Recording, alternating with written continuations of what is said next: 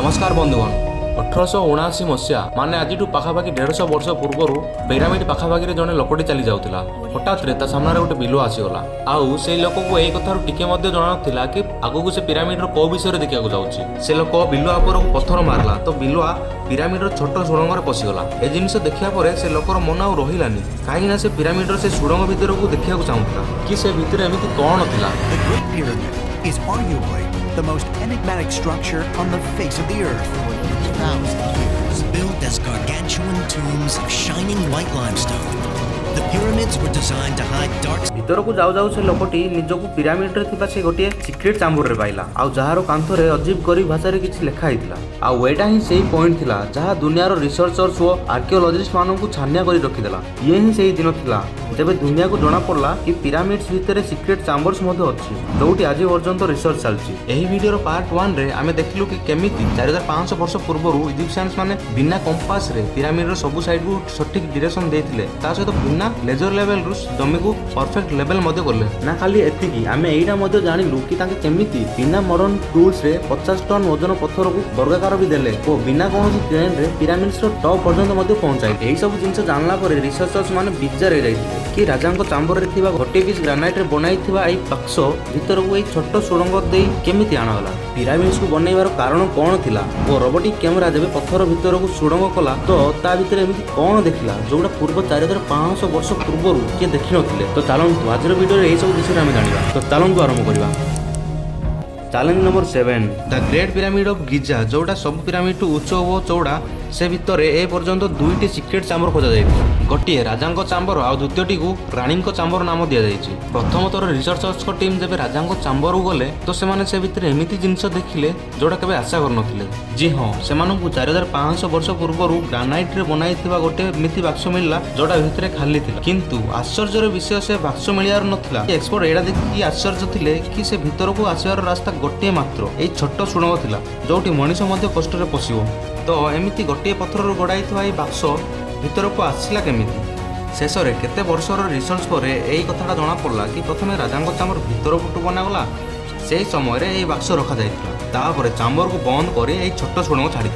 Challenge number 8 एमिति केमिति 4500 वर्ष पूर्व कौ लोक थिले जे पिरामिड बनार एते कष्ट काम सारी। एइडा गोटे एमिति प्रश्न थिला केते वर्षर ए विषय अलग अलग थ्योरी बाहरु। किए कहूथिला कि एते कष्ट काम सेही दास मानक द्वारा करा जाउथिला कि जे निजे इजिप्शियन नथिले आउ सेही दास मानक द्वारा जबरदस्ती ओजन उठाउथिले आउ पत्थर भांगु। आउ केबे एही कथा सुनिବାକୁ मिलुथिला कि 1000 वर्ष पूर्व पृथ्वी रे एलियंस आसिथिले जे एही पिरामिड्स बनै कि पछक फेरिथिले। किंतु एक्सपर्ट्स माने केते वर्षर परिश्रम पर एमिति तथ्य खोजिले जोड़ा सबु थ्योरी जा रिजेक्ट कर देला। जी हाँ एक्सपर्ट्स माने जेबे एठी मिलिता श्रमिक मानक हाड़ उपरे रिसर्च कले तो तांको गोटे जिनिस देखागला कि से श्रमिक मानक हाड़ रे मध्ये आघात लागिथिला आउ केते श्रमिक मानकर सर्जरी मध्ये होइतिला। रिसर्चर्स मानकर मानियर अछि कि जो माने पिरामिड्स बनैथिबे से माने कोनोसी प्रकार दास माने होइना काहे कि ना पिरामिड्स कंस्ट्रक्शन समय रे तांकर मेडिकल ट्रीटमेंट मध्ये होइतिला। किंतु पुराना समय रे दास मानक ऊपर एते ध्यान दिया जाउनथिला। ना खाली एतिकी से रिसर्चर्स माने से हाड़ मानक आउथरे रीअरेंज मध्ये कले एठु एया जणा पड़ला कि से पिरामिड्स बनैथिबा लोक माने देखा केमि जाउ। चैलेंज नंबर 9 काहे कि ना ए कथाटा प्रमाण होइतिला कि पिरामिड्स ना कोनोसी एलियंस माने ना कौन दास मैंने बनईले। तो एबे खाली एया जानिबार थिला कि एमिति केते श्रमिक माने मिसिकी ए पिरामिड बनईथिबे। काहेकि ना आजिकार मॉडर्न जुगर कंस्ट्रक्शन रे मनीष अपेक्षा मेसीन मानकर व्यवहार कर जाउछे। एथिपाई प्रोजेक्ट गुड़िक 4 ରୁ 5 वर्ष भितर शेष हो जाउछे। किंतु 1000 वर्ष पूर्व तांको पाखरे ना कोनोसी मेसिन्स थिला ना कोनोसी मॉडर्न जिनिस। तो जानिया कथा कि सेही पिरामिड्स बनाय समय रे गोटे समय रे बहुत अधिक श्रमिक लागिथिबे। किंतु केते जण इतिहास रो एही कथा जणा पड़ला कि पिरामिड्स को बनाया पई कम से कम गोटे समय रे 1 लाख श्रमिक काम करथिबे आउ एही श्रमिक माने पूरा देश रो एकठी करा जायतिले। चैलेंज नंबर 10 पिरामिड रो घटना जा एबे सब जणा पड़ियार लागितिला कि एक्सपर्ट और आर्कियोलॉजिस्ट माने एबे गोटे एमिथि मोड रे ठिया आइतिले कि जोडी से माने पिरामिड रो केते दबिथिबा राज खोली। किंतु से राज एबे मध्ये लुचितिला जोडा रिसर्चर्स मानु को एबे मध्ये विचार करथुला। से भितर गोटे हूँ पिरामिड्स बनार कारण कौन थिला। जी हाँ 60 लाख टन रु भी अधिक ओजन और 23 लाख पत्थर तैयारी मात्र गोटे पिरामिड और तांको भितर बनाई सीक्रेट चैम्बर्स रो किछि तो उद्देश्य थिबो। रिसर्चर्स मानकर मानियर अछि कि खाली मम्मी माननकु समाधि देबा पई एते यात्रा के करिवेनी किंतु एही पिरामिड्स रो गोटे निर्दिष्ट उद्देश्य मध्ये थिबो। ଏହି କାରଣକୁ ଜାଣିବା ପରେ ଦୁନିଆର ସବୁଠାରୁ ସାହାଯ୍ୟ ନିଆଗଲା ଓ ଶେଷରେ ଏହି ଉତ୍ତର କଢାଗଲା କି ପିରାମିଡ୍ସର ଉଦ୍ଦେଶ୍ୟ ଥିଲା କି ମଣିଷମାନଙ୍କୁ ଈଶ୍ୱର ବନାଇବା। ଜି ହଁ, ଇଜିପ୍ସିଆନ ମାନଙ୍କର ମାନିବାର ଥିଲା କି ଯେବେ ମଣିଷ ମରିଯାଏ ତେବେ ସେ ଉପରକୁ ଯାଇ ଆକାଶରେ ତାରା ହେଇଯାଏ ଓ ମରିବା ପରେ ମଧ୍ୟ ସେ ପଛରେ ଥିବା ସାଥୀ ଓ ନିଜ ପରିବାର ଆଉ ପୃଥିବୀରେ କାମରେ ଆସୁଥାଉ, ସେଥିପାଇଁ ତାକୁ ଏହି ପିରାମିଡ୍ସରେ ସମାଧି ଦିଆଯାଉଥିଲା। ଯିଏ ପିରାମିଡ୍ସର କାନ୍ଥରେ ଧାର୍ମିକ ଭାଷାରେ ଲେଖାଯାଇଥିବା ଅକ୍ଷର ମାନଙ୍କର ସାହାଯ୍ୟରେ ନିଜ ଉଦ୍ଦେଶ୍ୟ ପୂରା କରିପାରିବ। ଆଉ ଏହା ହିଁ ବୋଧେ ତାଙ୍କର ବିଶ୍ୱାସ ଥିଲା। କିନ୍ତୁ ପିରାମିଡ୍ସର ଉଦ୍ଦେଶ୍ୟ ଏହା ହିଁ ଥିଲା କି ଆଉ କିଛି? ୟାର ଏବେ ପର୍ଯ୍ୟନ୍ତ କିଛି ପ୍ରମାଣ ନାହିଁ। ଚ୍ୟାଲେଞ୍ଜ ନମ୍ବର 11, ଏନ୍ସିଆଣ୍ଟ ଇଞ୍ଜିନିୟରର ଇତିହାସର ଏହି ପିରାମିଡ୍ସର ଆକାର ଏକ୍ସପର୍ଟସ ମାନଙ୍କୁ ପୁଣି ଥରେ ମୁସିବତରେ ପକାଇଦେଲା। ଆଉ ଏହି କଥାଟା ଆରମ୍ଭ ହୋଇଥିଲା ଗିଜାର ପିରାମିଡ୍ସର ଏରିଆଲ ଫଟୋଗ୍ରାଫିରୁ, ଯୋଉଠି ଦେଖାଗଲା କି ଏହି ତିନିଟା ଯାକ ପିରାମିଡ୍ସର ଆକାର ପରସ୍ପରକୁ ସିଧା ନାହାନ୍ତି। ଏଟା ଜଣାପଡୁଥିଲା କି ଯୋଉ ଲୋକମାନେ 4500 ବର୍ଷ ପୂର୍ବରୁ ଇଞ୍ଚ ଟୁ ଇଞ୍ଚ ଲେଭେଲ କରି ପିରାମିଡ ବନେଇଥିଲେ, ସେମାନେ ଏହି ତିନି ପିରାମିଡ୍ସକୁ ପରସ୍ପରକୁ ସିଧା କାହିଁ ରଖିଲେନି? କାହିଁକି ଏହି ତିନିଟା ଯାକ ପିରାମିଡ୍ସର ପୋଜିସନ ସିଧା ନାହିଁ? ପ୍ରଥମେ ତ ଇଏ ଗୋଟେ କୋଇନ୍ସିଡେନ୍ସ ଭାବିଲେ, କିନ୍ତୁ ସେ ପର୍ଯ୍ୟନ୍ତ ଯୋଉ ପର୍ଯ୍ୟନ୍ତ ରବର୍ଟ ବାରୱେଲ ଗୋଟେ କୋଡ କ୍ରାକ୍ କଲେ। ରବର୍ଟ ବାରୱେଲ୍ସର ମାନିବାର ଥିଲା କି ଏହି ସବୁ ଗୋଟେ କୋଇନ୍ସିଡେନ୍ସ ନାହିଁ, ମାତ୍ର ଏହି ପିରାମିଡ୍ସର ପୋଜିସନ ଗୋଟେ ଚିନ୍ତା କରି ରଖାଯାଏ। କାହିଁକି ନା ସେହି ସମୟରେ ଇଜିପ୍ସିଆନ ମାନେ ତାରାମାନଙ୍କୁ ବହୁତ ମାନୁଥିଲେ, ସେଥିପାଇଁ ଓରିଏନ୍ସ ବେଲ୍ଟର ତିନି ତାରାମାନଙ୍କ ପୋଜିସନ ହିସାବରେ সেই ପିରାମିଡ୍ସର ପୋଜିସନ ସେଟ୍ କରାଯାଇଥିଲା।